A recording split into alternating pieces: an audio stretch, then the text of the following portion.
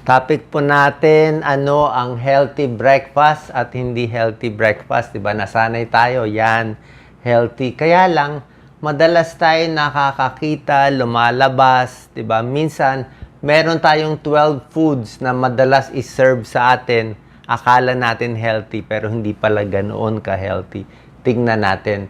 So, reminder lang to. Diba? Reminder. Number 1, lagi natin nakikita cereals, 'di ba? Minsan mahihilig ka sa cereals. Merong cereals na healthy, pero karamihan ng cereals nakikita natin masyado matamis. Okay? Kahit sabihin natin may vitamins, fortified siya, kaya lang marami diyan, may honey, may sugar, may chocolate chip, hinahaluan ng kung ano-ano. Kaya hindi na rin pwede araw-arawin. Paminsan-minsan pwede. Yung iba, ayan, donut, matamis. Yung mga sugary na pang-umaga, hindi po pwede yan lang. Wala kasing protein yan, walang pampalakas. Puro lang asukal, pampataas lang ng diabetes. Diba? Sa cereal, maghanap kayo. Meron namang healthy cereal, pero bihira lang yung gano'n. Number 2, ayan, diba? Breakfast yan, pancake, waffle, diba? Kaya lang, nakikita nyo naman, kung unang tingin, kala mo pwede siya gawing breakfast. Pero hindi siya pwede araw-arawin. Mas okay pa nga yung pandesal na lang eh. Ito kasi, matamis siya. May gatas, matamis. Ito, puro sugar, maple syrup, puro butter. So, pampataas siya ng blood sugar. Diba? Tsaka hindi rin maganda sa katawan, tataba po tayo. So, pwede kumain. Paminsan-minsan, hindi pwede araw-arawin. Buttered toast, actually toast bread healthy eh. Walang kaso sa toast bread eh. Kung ang palaman mo healthy, meron kang chicken sandwich o tuna sandwich o lalagay natin sardinas o itlog, scrambled egg, pwede yan, magiging healthy yan. Kaya lang kung toast bread lang alone na may butter, kulang yan pampalakas for the day, di ba? Parang pandesal and kape, kulang eh. Kailangan may konting protina.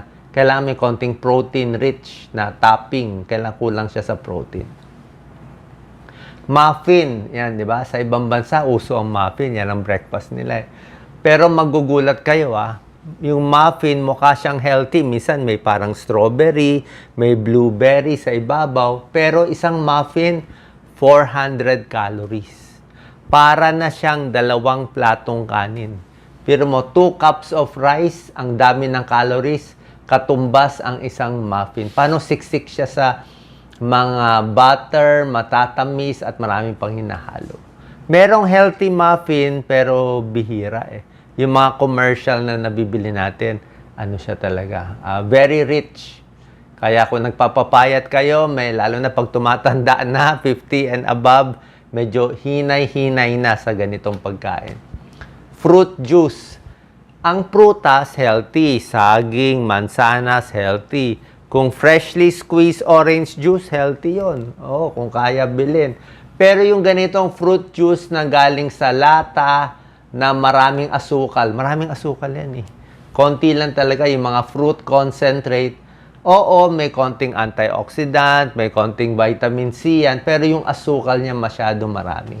So, pag dinamihan mo, hindi rin ganun kaganda. Mas okay ito yung prutas mismo. Minsan, coloring na lang yan eh. Breakfast pastries, di ba? Ang ganda niyan. Let's say, sa restaurant o sa hotel, yan ang isa-serve sa inyo, di ba?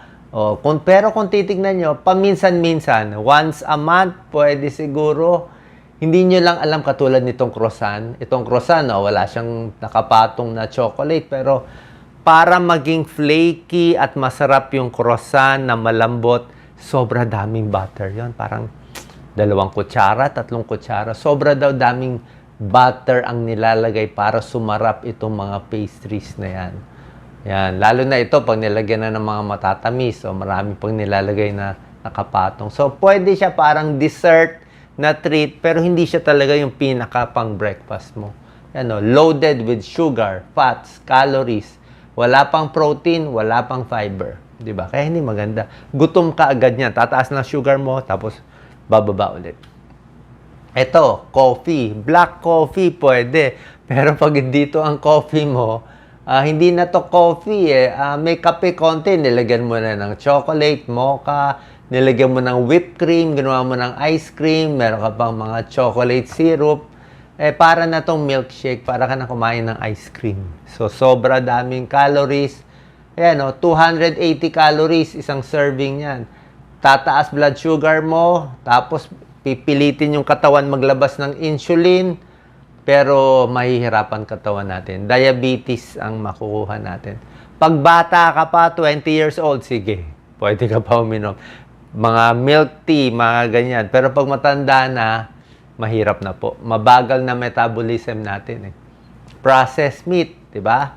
O yan, madaling i-breakfast, ham, hotdog, yan, salami, langgunisa, kaya lang, sobrang alat. High salt, tapos may mga nitrite, preservative.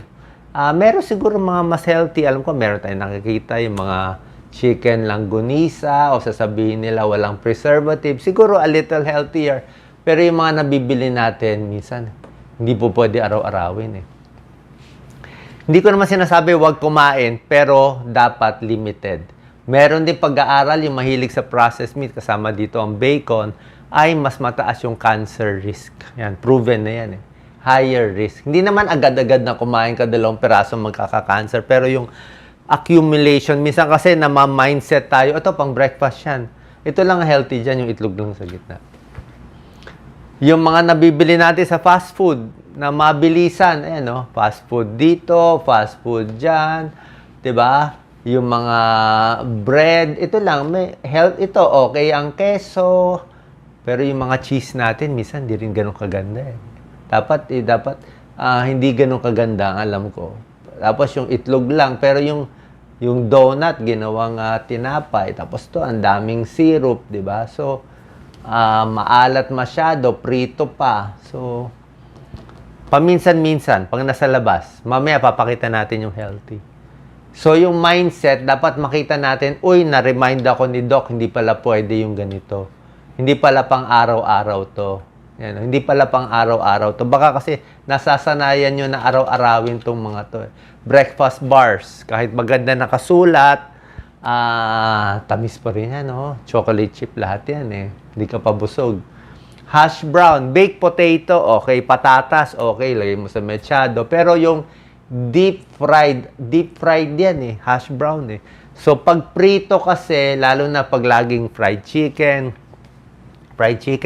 paminsan-minsan, okay, 1-piece chicken and rice, lahat naman kumakain.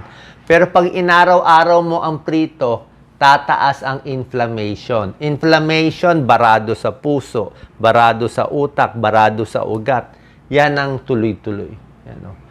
Pag nakita mo kasi ito, isipin mo breakfast Kaya lang, paminsan-minsan. Bagel. Ito sa Amerika, usong-uso ang bagel. Pero ang bagel, isa sa pinaka-pampataas ng sugar. Isang bagel, ito, ang daming calories, 350. Pero mo, 350 calories ito.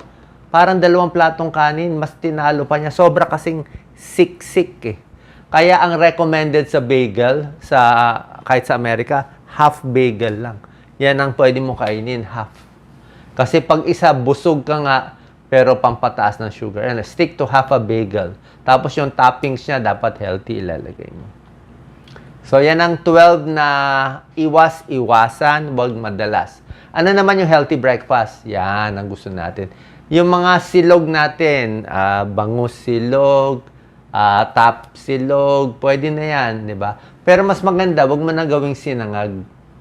Di ba? Mas maganda ko, or kung magsasangag kami ni Doc Lisa dito, konting-konting mantika lang. Yung mantika kalaban Konting mantika, konting asin, maraming bawang, yun na yun. Di ba? Pero to healthy to. Pag hard-boiled egg, mas healthy. So, yung mindset, isipin natin ulit, itong healthy Pinoy breakfast, dyan tayo ulit. Balik na lang tayo sa basic na egg at tinapay. Dilis, mga Sardinas. Dilis, sardinas, okay na rin. Huwag lang masyado maalat, diba? Sardinas, lagyan namin ng maraming gulay. Minsan, corned beef, hindi ganun ka-healthy ang corned beef. Lagyan mo maraming repolyo, gawin mo parang sabaw, naging parang sahog na lang yung corned beef. Matipid pa. So, sa maliit na corned beef, mahal ang dami mong, parang kumain ka ng puro repolyo, which is good. Lahat ng gulay, kangkong, ampalaya, pinakbet, pechay, spinach, maganda sa puso, maganda sa diabetes, pampababa ng cholesterol, pampababa ng blood sugar. Yan ang mindset natin, tsaka sa platong kanin. O gusto mo, 1.5 cup pa, pwede yan. Di ba? So nakita nyo, ang layo nitong, ito pampahaba ng buhay. Yung kanina, mga pampaikli ng buhay yan. Ito, munggo natin. Yung mga tira, sabi nga ni Doc Lisa, ano yung tira kagabi, yung nakainin, pwede yun. Diba? Ilutuin lang maigi, pakulo para hindi masira ang tiyan. Dapat nakaref, diba? Kahit ang arroz caldo, lugaw, arroz caldo, bawang, itlog, syempre may chicken leg yan, diba? Kailangan may paan ng manok. Or kailangan may manok para may protein. Goto, paminsan-minsan goto.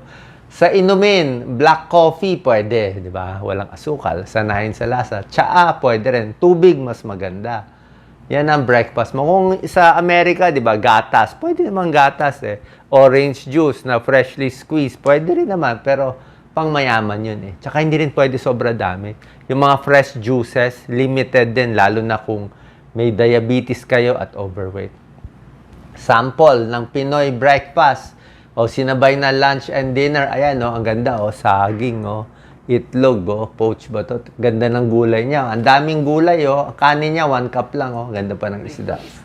Ang merienda niya, dapat saging to, eh. Ginawa niyang mais. Ito, suman, eh. Mo, 1 peraso lang, oh. Grabe. Mabubusog ka ba sa 1 peraso? Lunch niya, sinigang na bangus. Ang liit, oh. Tapos gulay lang, oh. Parang, ano na to, steam lang to, eh. Wala pang sausawan dito, eh. Prutas, kanin. Guyabano. Kita mo yung pakwan niya, ang liit, oh. Ang liit ng pa, pero yung gulay niya, madami. Oh. See, tapos may inihaw na manok, oh. 1.5 pieces. Oh, payag na ba si Doc Lisa niyan? Si Doc Lisa, kailangan 2 plato. Kahit ito kainin mo, kahit doblehin mo pa yung kanin, tingin ko mas healthy pa rin yan. At syempre, yung tubig, huwag kakalimutan. Eh, no, recommended to ng, ano to eh, I think, mga DOST to eh. Mga DOST to, yung mga healthy. 8 glasses of fluid or water in a day. Yan ang healthy breakfast. So, last, papakita ko sa inyo. Yan ang healthy. Tingnan lang maigi. Ito, iwas. Bawas. Bihirang-bihira. Ito, bihira. Once a week. Nako, ito, wag na lang. Ito, masarap pa. 1 peraso, kalahati. Treat. Gawin mo na lang dessert. Gawin mo na lang dessert ito. Gawin mo na silang dessert. Huwag na sila breakfast. Kasi pang dessert yan talaga. Lalo na to. Kita mo naman, no? Grabe yung cream. Masarap, di ba? So, sana po nakatulong para ma-distinguish nyo ang not so healthy na paminsan-minsan at healthy breakfast. Salamat po.